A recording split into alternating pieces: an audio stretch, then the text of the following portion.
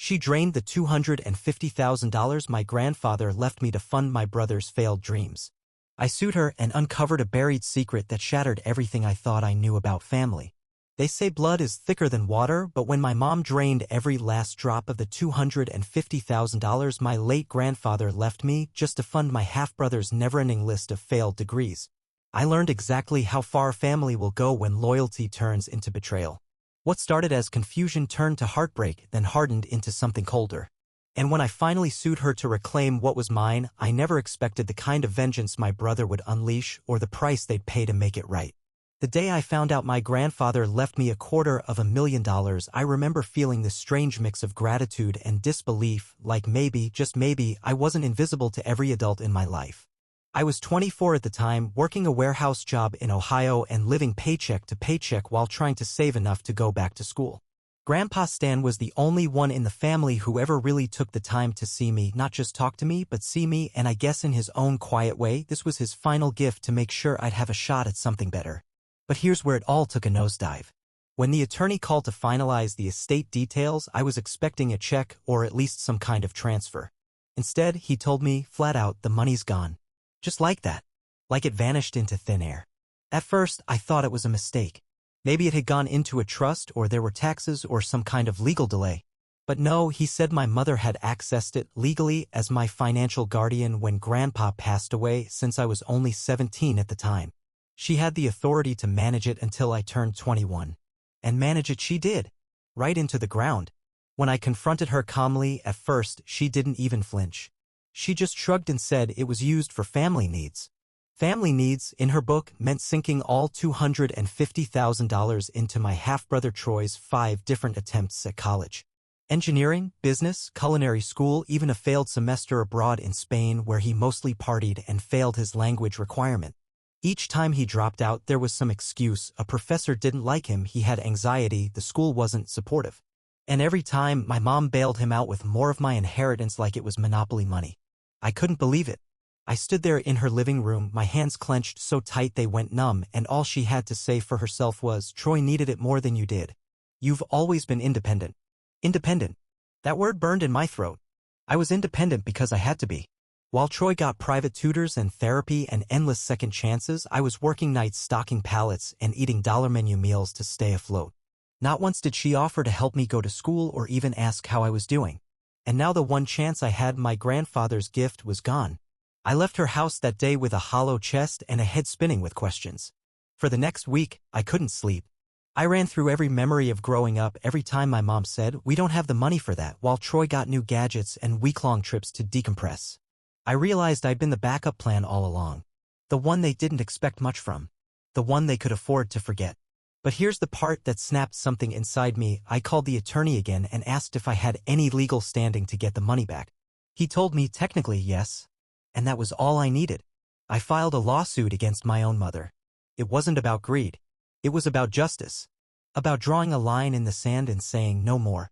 I wasn't going to be the quiet one anymore. I wasn't going to let them steal from me and walk away like nothing happened. And that's when Troy found out. Not from me, of course. My mother told him, probably in a panic or maybe hoping he'd help convince me to drop it. But he didn't call to reason with me. He didn't ask for forgiveness. What he did was far more twisted than I ever could have imagined. One night, about 2 weeks after I served the papers, I came home from work and found my apartment door dented in like someone had kicked it repeatedly. My car, parked in the lot downstairs, had a cracked windshield and thief keyed into the driver's side door. The cops came, took a report, and told me they'd do their best, but I knew in my gut who did it. It was Troy. And this was just the beginning.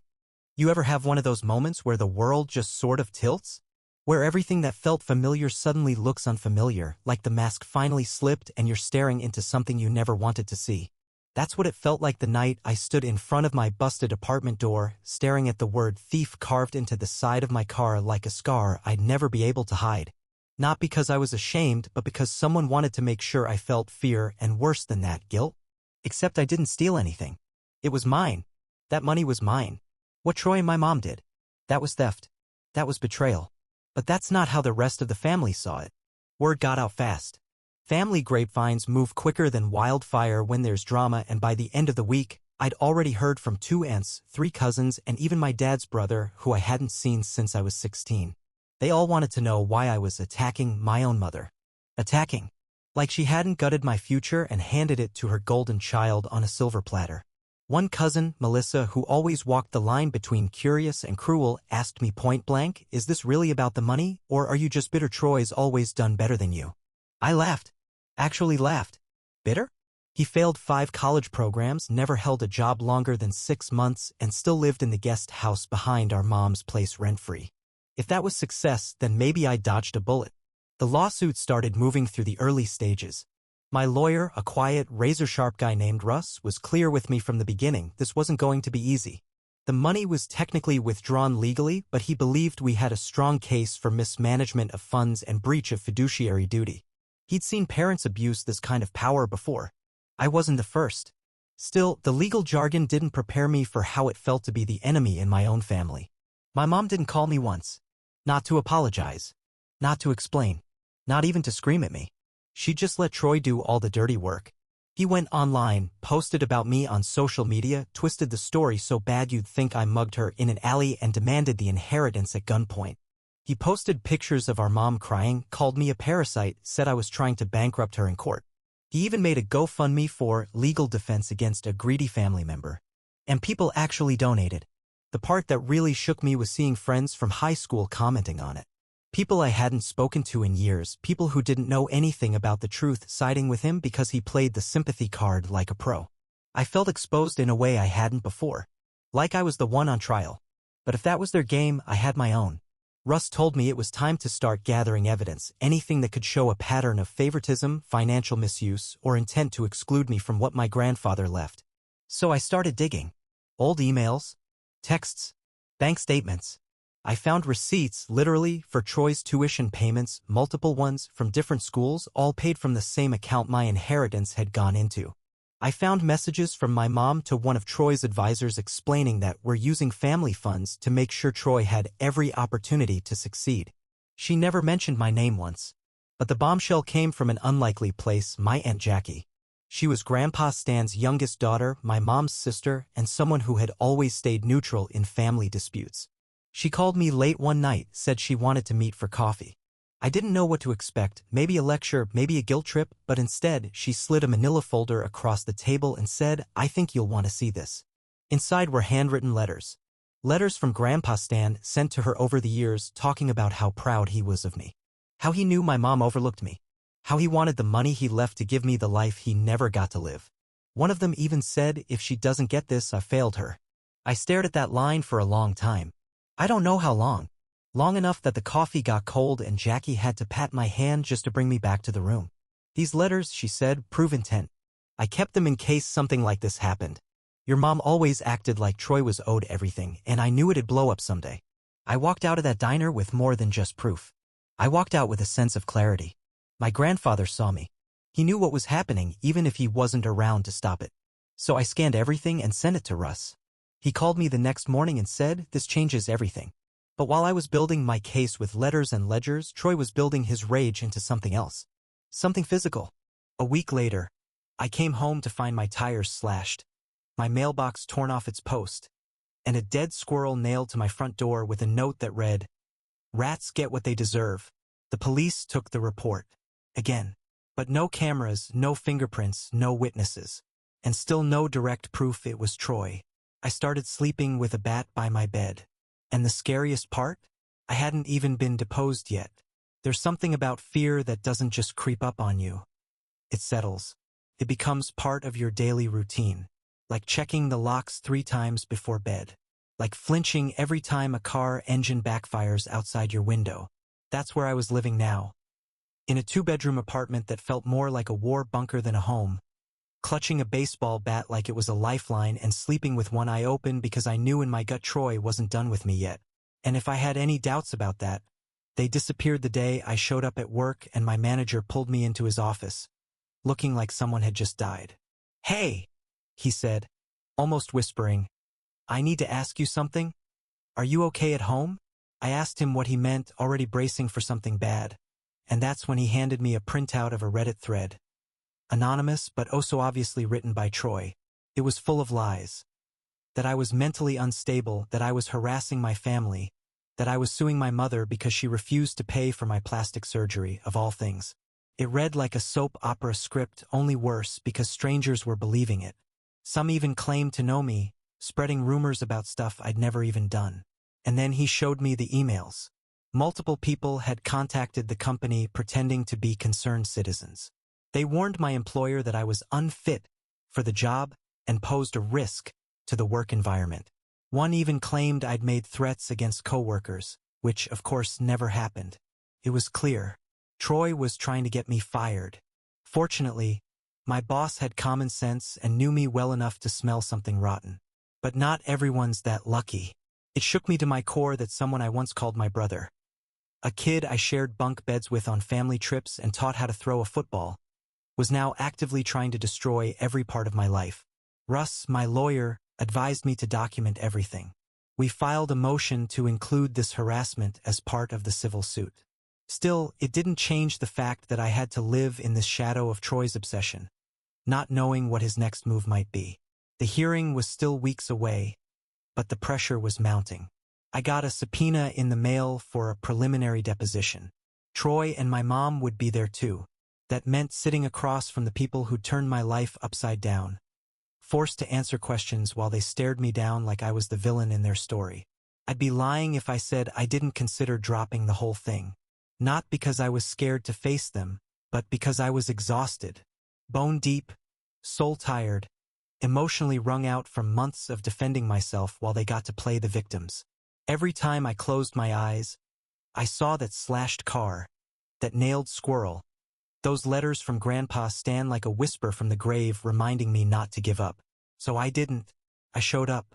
The day of the deposition, I walked into that conference room wearing my best clothes and a look on my face I hope said, "I'm not the scared little kid you used to ignore." My mom was already seated, her face pinched like she smelled something bad. Troy leaned back in his chair, arms crossed, wearing sunglasses indoors like a discount celebrity in a courtroom drama. Their attorney looked like a man who knew he was fighting an uphill battle but was getting paid enough not to care. What surprised me most was how quiet it was. No yelling, no accusations, just hours of questions. Most were about the inheritance, what I knew, what I was told, how I discovered the money was gone. I answered everything calmly, every word backed up by documentation. Then they tried to rattle me, asking about my finances, my work, my dating life, even my mental health. Troy smirked every time they brought up something personal, like he was waiting for me to snap. I didn't. But then came the moment that changed everything. Their lawyer casually asked, "Do you have any evidence your grandfather specifically wanted the money used solely for you?"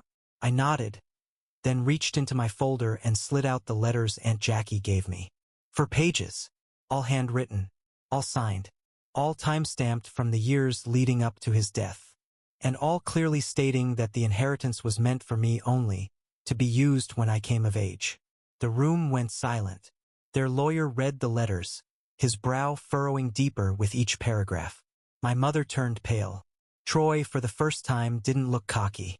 He looked confused, like someone had just told him the game he'd been playing his whole life had rules he never bothered to learn. After that, they ended the session early. Russ and I walked out without saying another word, but the look we exchanged said enough. We had them, but what I didn't know, what I couldn't have known, was that someone else had also seen those letters. That night, I got a text from an unknown number. Just 2 words. "You're dead." I stared at it for a long time, phone trembling in my hand, then dialed the police. Because this wasn't just about money anymore. It was war. There's a difference between anger and danger. Anger is loud. It shouts, slams doors, throws punches in the heat of the moment. Danger, though? Danger is quiet. It creeps in through back doors and cracks in trust, hides behind fake smiles and late-night messages with no return address. And that night, when I read the text message saying, "You're dead," I stopped thinking this was just a legal dispute and started realizing I was dealing with a threat wrapped in family skin. The cops took it seriously, at least on paper. They filed a report, logged the message, and told me to be extra cautious over the next few weeks. When I asked if they could trace the number, The officer on the other end gave me a look I'll never forget. Like he'd seen too many cases just like mine that went nowhere. Could be a burner, he said. Could be a prank. Could be nothing. But keep your doors locked, your phone close, and your head up. I already had cameras up, installed them after the first vandalism, but now I added a second layer, motion detectors, a dash cam for my car, even a neighbor on call in case something went sideways while I was at work. I wasn't being paranoid. I was preparing for war. And part of me knew, if Troy had the nerve to destroy my stuff and post lies online, he had the nerve to escalate. But while I was dealing with the real world, the legal world was shifting in my favor. Russ called me a few days after the deposition. His voice calm but carrying that subtle buzz of someone who's got ammo ready to fire. He said the letters had changed the trajectory of the case. Not only did they show clear intent for my grandfather to leave only me the money, but the language he used, phrases like "this is exclusively for his future," and "Troy is not to benefit from this gift," left no room for interpretation. The next step, Russ said, is mediation. Now, mediation is supposed to be the middle ground, a chance for both parties to settle things quietly before it hits the courtroom. But I knew my mother, knew Troy. They didn't want quiet, they wanted to win, or at the very least, bleed me dry in the process. Still, we showed up. Mediation was held in a neutral office, sterile and cold like a dentist's waiting room. I walked in dressed clean, no expression, no emotion. Troy swaggered in like he was stepping onto a red carpet. Wearing a designer jacket I recognized from one of the Instagram selfies he posted while supposedly struggling financially. My mom trailed behind him, a worn-out purse on her shoulder and a look in her eyes that was part shame, part fury, and part something I couldn't even name. We sat across from each other in silence while the mediator read the opening statement. Then came the offers. They started low, really low. Their attorney slid a settlement offer across the table. $25,000. That's what they thought I'd trade my future for. A tenth of what they stole. I didn't even touch the paper. Just stared at my mom and asked one question. Did Grandpa mean anything to you? Her face twitched. She opened her mouth, closed it again, said nothing. Troy leaned forward and whispered, not to me, but to Russ. Tell your client she should take it while she can. That money was never hers to begin with. Russ smiled, leaned back, and replied, you'll want to write that down. That arrogance is going to cost your side more than you know. We declined the offer, of course. And as we left the room, my mom called out after me, just loud enough for only me to hear. You don't know what you're starting. But I did. I was starting the truth. Something this family hadn't dealt with in a long, long time. Days passed. Then a week. And just when I thought things might cool down, I got a call from Aunt Jackie again. She sounded shaken. Can you come by?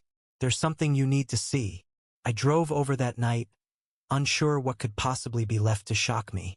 But when she opened the door, she was holding a folder, this time thicker than before.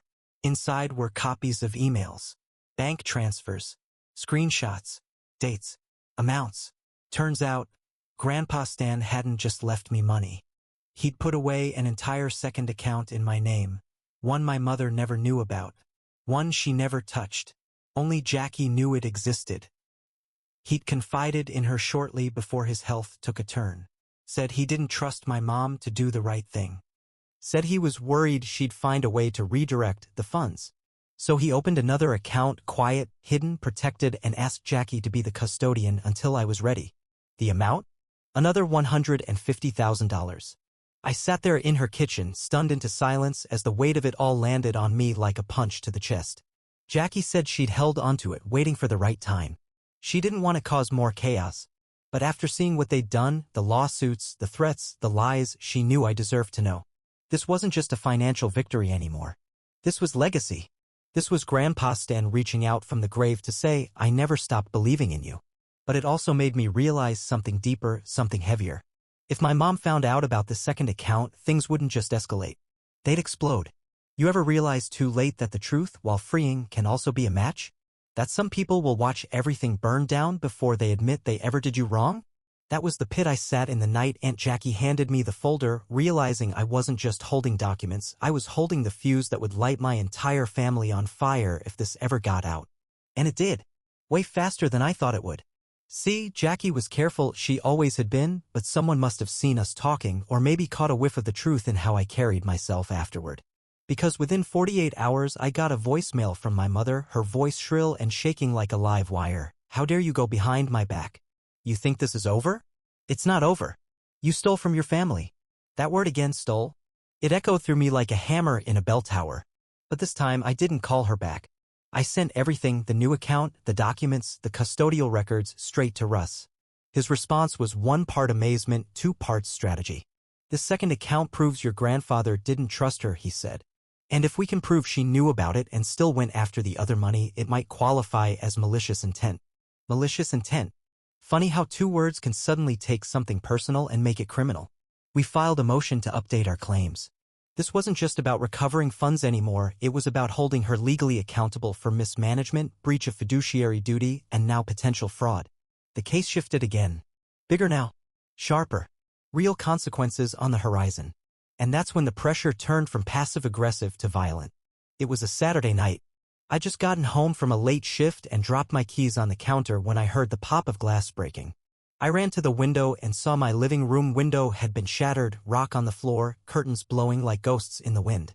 Attached to the rock was a note scribbled on torn notebook paper. Drop the case or we drop you. That was it. No signature. No handwriting I recognized. Just a threat, raw and cowardly. I called the cops again, gave them the note, the rock, everything. This time, they took it seriously. The responding officer was younger but sharp. He took photos, interviewed neighbors, even asked if I wanted temporary relocation. But where could I go? I wasn't going to hide. Not from them. Instead, I doubled down. We added the threat to the case file, which meant a judge now had to weigh whether my mother or Troy was engaging in retaliatory harassment. Russ warned me to stay alert, stay armed, stay ready. And I did. But even with the tension thick around me like smoke, there were still moments of light. Like the night I sat in my car outside Aunt Jackie's place, just talking. She told me stories about Grandpa Stan, how he'd always ask about me, how he'd clip out articles about the career I wanted, how he kept telling her that boy's gonna be the one to break the cycle. I never knew he said that. I don't know if I was more heartbroken or honored. And something else Jackie said that stuck with me. When a man like your grandfather sees through the fog of family loyalty and still chooses you, it means you were worth it even when no one else had the eyes to see. That gave me the strength I needed. Because the trial date was approaching and I had a choice, settle and walk away with something or push forward and risk everything for the whole truth. Troy made one final attempt to sway me. He showed up at my job. He walked right through the front doors, bold as ever, and stood by the time clock until I noticed him. I walked over, calm on the outside, fists clenched on the inside. I just want to talk, he said. I didn't respond. You think this makes you a hero? He continued. Dragging Mom through court? Embarrassing the family? You're never gonna win. Even if you do, you'll still be a loser with no one left. That's when I looked him dead in the eyes and said, then I guess I've got nothing to lose. He flinched just barely, but I saw it. The crack. The fear behind the mask. He turned and walked out without another word. The trial was now 2 weeks away. And my mother? She'd gone silent. No calls. No posts. No texts. Nothing. Which honestly scared me more than the threats. Silence meant she was planning something. And I wasn't wrong. The day before the trial, Russ called me, his voice tighter than usual. She filed a counterclaim, he said. She's accusing you of elder abuse. Said you manipulated your grandfather in his final years and coerced him into changing his financial plans. I had to sit down. Coerced him. The same man who hid money from her because he didn't trust her. The same man who wrote letters spelling out exactly what he wanted. And now she was flipping the script, painting me as the villain to save her own skin. Russ was already ahead of it. He'd lined up character witnesses, Jackie included, and even had Grandpa Stan's physician ready to testify that he was of sound mind when he wrote those letters and set up the accounts. She's desperate, Russ said. That's what this is. A final swing before the fall. But the worst part? The judge approved both claims to be heard together. So now, not only did I have to fight for what was rightfully mine, I had to defend myself from the most twisted accusation I'd ever heard. And as I lay awake that night, staring at the ceiling in the dark, one thought wouldn't leave me. If this was her last card, then I was finally getting close to breaking the house down. Courtrooms don't look like they do in the movies. There's no dramatic lighting, no thunder outside, no one shouting objection every few seconds. No, real courtrooms are cold in a sterile way. Clean floors, muted tones, people whispering like they're afraid to disturb something ancient. But let me tell you, what they do have is weight. The weight of eyes, of silence, of truth just waiting to be dragged out into the open whether you're ready or not. The morning of the trial, I stood outside the courthouse in my best clothes, hands sweating through fabric, heart pounding like a war drum. Russ was calm, he always was, but even he couldn't hide the sharpness in his eyes. He looked at me and said, "This is it. Once we're in there, everything changes." Inside, the courtroom filled slowly. My mother sat across the aisle, wearing a light gray suit and a frown that didn't move. Troy sat beside her, arms folded like a bodyguard, his jaw tight and locked like he'd chewed nails for breakfast. Aunt Jackie was there too, sitting quietly behind me, her eyes fixed on the judge's bench. And then it began. The opening statements were simple. Russ laid out our case. The $250,000 inheritance, the mismanagement, the deliberate redirection of funds, and the second secret account Grandpa Stan had set up because he didn't trust my mother. Her lawyer fired back with the counterclaim, saying I manipulated a vulnerable old man, used emotional pressure to get him to rewrite his financial documents, and that my lawsuit was revenge for a lifetime of sibling resentment. I didn't flinch, because I'd heard worse from them in private. The first witness was the bank officer who handled the second account. He confirmed everything: dates, deposits, custodian details under Aunt Jackie's name. Then came the family physician who had treated Grandpa Stan in the last years of his life. He testified under oath that my grandfather was cognitively strong and fully capable of making complex financial decisions until the final weeks of his life. Next came the letters. Russ read them out loud, line by line, until even the bailiff looked uncomfortable. Words like, "This money is for my grandson only," and "I fear his mother will misuse the inheritance if given control," echoed through that courtroom like thunder. I watched my mom's face drain of color with each sentence. Then it was my turn.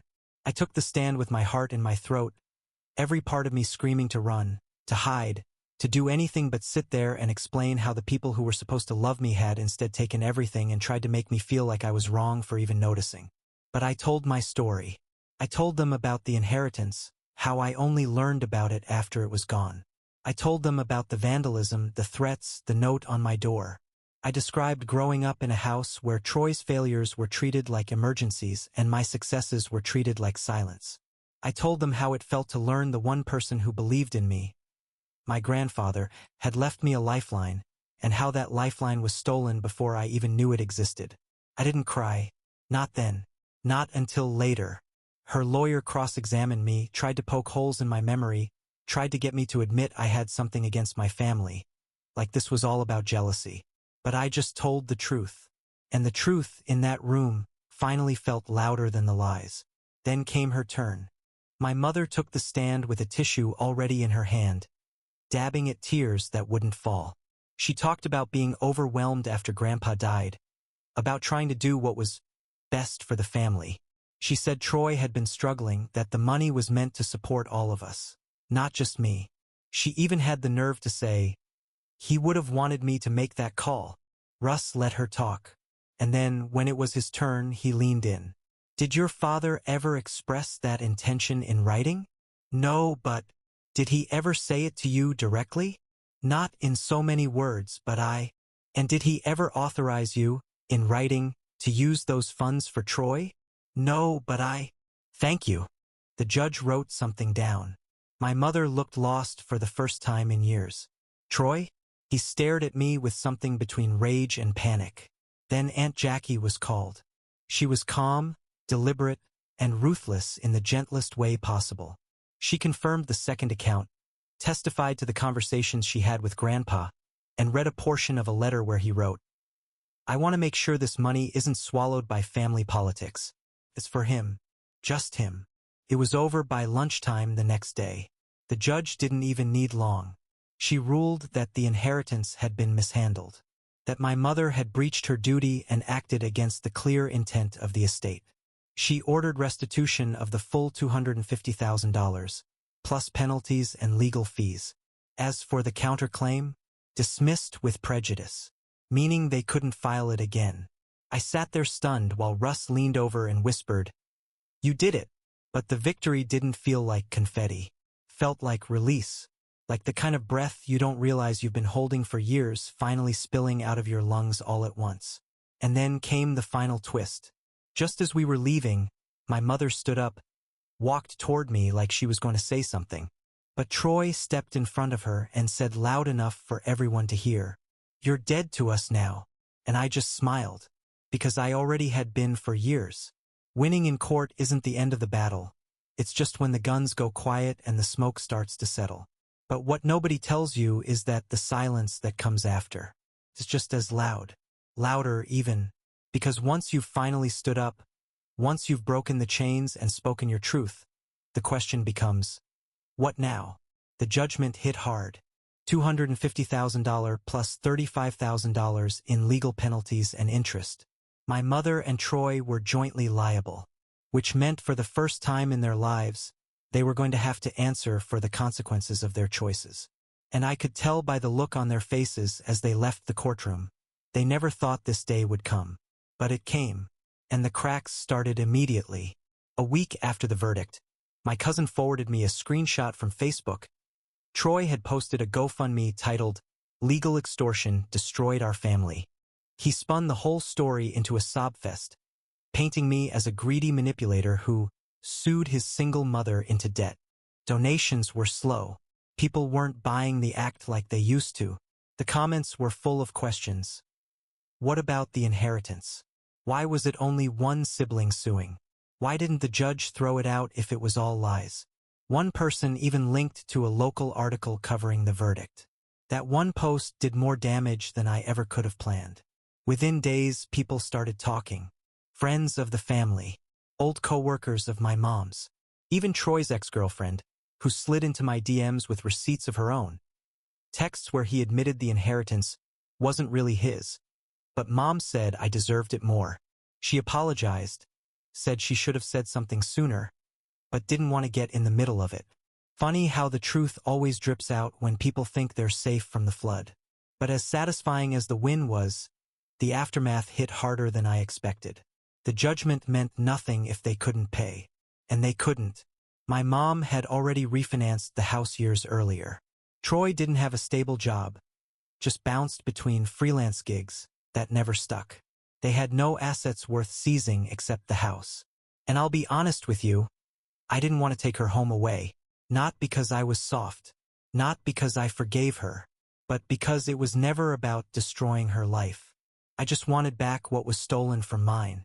Russ suggested setting up a payment plan through the court, but I knew how that would go. $100 here, $200 there. It would take decades. So I made a decision that surprised even me. I sold the rights to the judgment. There's a niche legal market where people buy out civil judgments at a discount. I found a firm that took one look at my case, the court ruling, the supporting documentation, and offered me a lump sum $190,000. Less than the full amount, sure. But no waiting, no hounding them for years, no more entanglement, just freedom. I took the deal. And the moment the money hit my account, it was like a fog lifted. Not because of the dollars, but because I could finally close the book.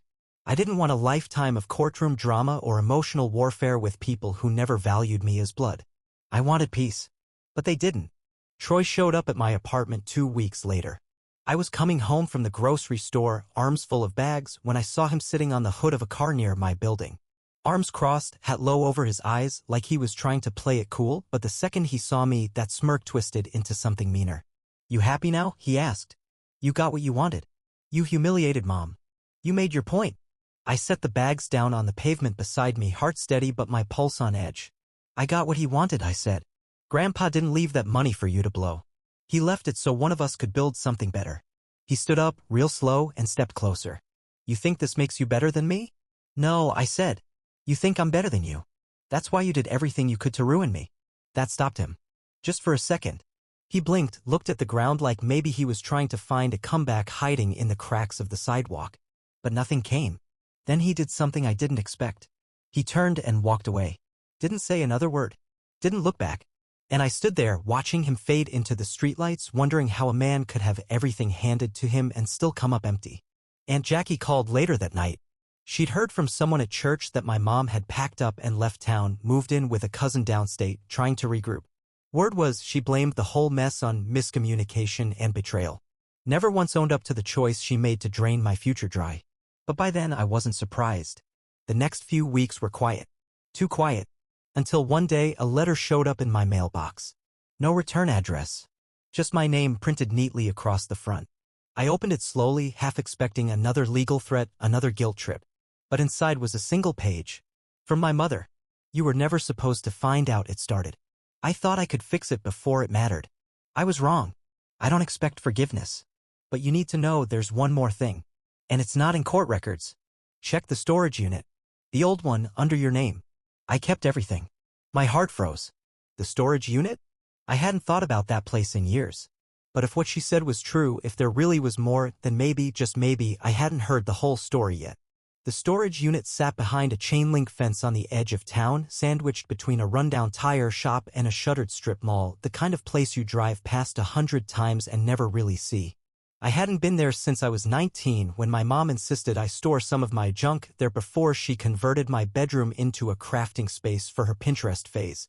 It had my name on the rental agreement, though I hadn't paid for it in years. I figured it was cleared out or closed by now. But when I showed up with the spare key I dug out from a drawer full of old chargers and receipts, the unit was still there. Number 209. Padlocked. Untouched. And waiting. My hands trembled a little as I opened it. Inside, it was dark, stale-smelling, and cluttered with the ghosts of a life that hadn't been mine for a long time. Boxes of high school notebooks, some old furniture, a few framed photos with the glass cracked from age. But there, against the back wall, sat a weathered file cabinet.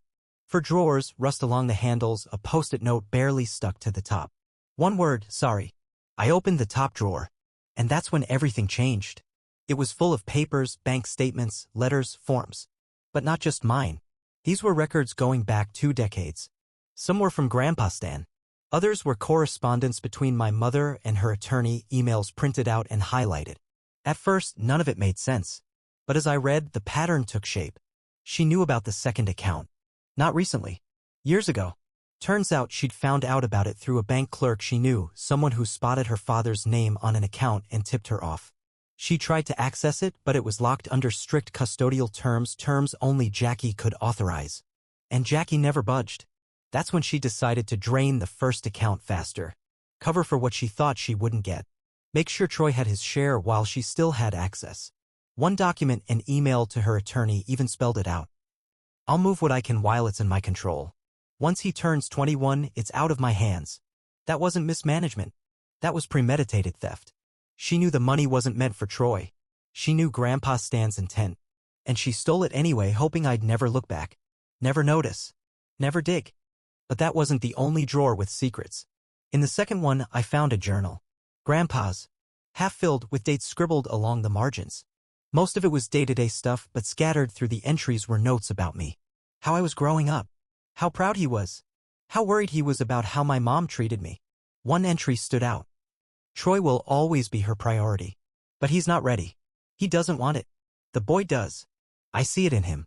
I pray she doesn't snuff it out before it takes root.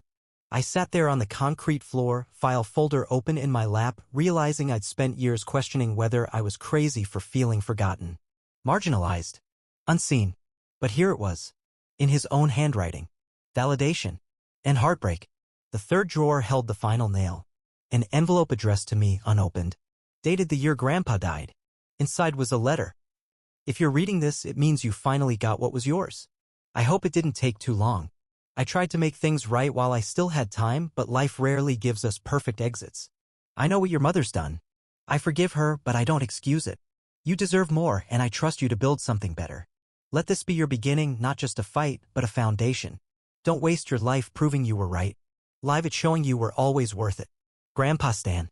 I don't know how long I stayed in that storage unit. Maybe an hour. Maybe 3. Long enough for the sun to fall and the shadows to stretch. I drove home with the papers in the passenger seat like they were made of gold. Like they weighed everything and nothing at the same time. The next day, I brought them to Russ. He was floored. Told me this went beyond civil court. Said we could pursue criminal charges now, fraud, intentional deception, even conspiracy if the attorney in the emails was still involved. But I shook my head. No, I said. I'm done fighting. Because I had everything I needed now. The truth. The money. The name I'd always doubted I had the right to carry. I didn't want to spend the next 5 years in more hearings, more headlines, more arguments. I wanted peace. And you know what? I found it. I moved 3 months later. Out of that apartment. Out of that city. I used the settlement money and the payout from the second account to start my own business, small, scrappy, but mine. No debts. No shadows. No Troy. No guilt. Aunt Jackie still calls every Sunday. Russ sent me a card on New Year's that said, "You made it through the fire." I haven't heard from my mother since that letter. Haven't seen Troy's name pop up in anything real. Just whispers, echoes of people who once thought I wouldn't notice the knife they buried in my back. But I noticed. And I stood. And I walked away taller than I ever thought I could.